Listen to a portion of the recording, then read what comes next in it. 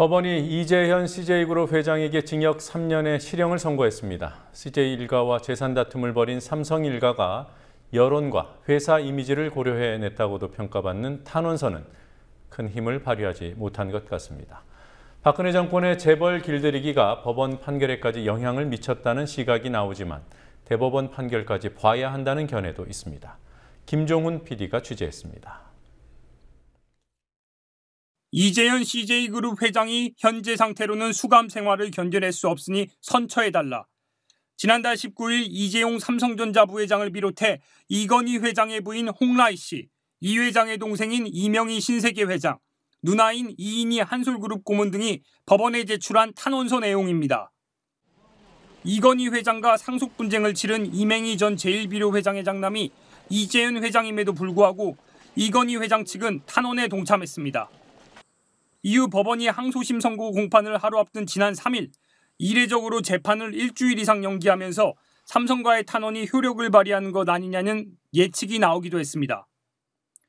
하지만 서울고등법원 형사 10부는 오늘 이재현 회장에게 징역 3년의 실형과 벌금 252억 원을 선고했습니다. 징역 4년에 벌금 260억 원이 선고됐던 1심에 비해 낮아진 형량이지만 251억 원 상당의 조세 포탈, 115억 원 상당의 법인자금 횡령, 309억 원 상당의 배임 혐의를 유죄로 인정했습니다. 법원은 이 회장이 CJ그룹 대주주라는 영향력을 이용해 일부 직원들로 하여금 이 회장 개인의 재산을 관리하게 하면서 조세를 포탈하는 등 범행을 저질렀다며 유죄 선고 이유를 밝혔습니다.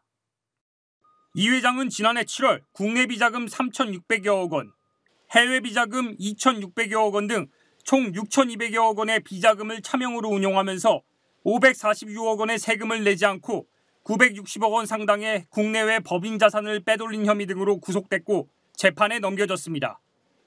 또 일본에서 개인 부동산을 사들이면서 CJ그룹 해외 법인을 보증인으로 세우는 방식으로 회사 측에 392억 원 상당의 손해를 끼친 배임 혐의도 받았습니다.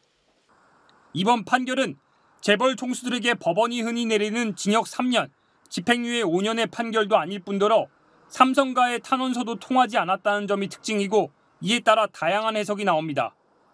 우선 재벌을 길들이려는 정권의 의지가 법원 판결에까지 영향을 미쳤다는 해석입니다. 최태원 SK 회장과 윤석금 웅진그룹 회장이 각각 징역 4년의 실형을 받은 연장선상에서 이번 판결을 봐야 한다는 겁니다. 한편에서는 이건희 회장과 크게 갈등한 이명희 전 회장의 아들을 선처해달라는 탄원은 삼성의 이미지 관리용 제스처일 뿐 무게가 실리지 않았고 그 사실을 법원도 알고 있기 때문에 별다른 압박을 받지 않았다는 해석도 나옵니다. 하지만 대법원 판결까지 기다려봐야 한다는 견해도 있습니다.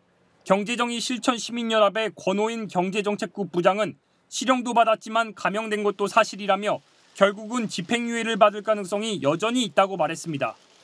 지금은 1차적으로는 감형된 거는 사실이고, 이걸 더 지켜봐야 되는 게 또 향후에 이게 이쪽 이재현 회장 측은 또 상고를 한다는 입장이잖아요. 예, 그렇습니다.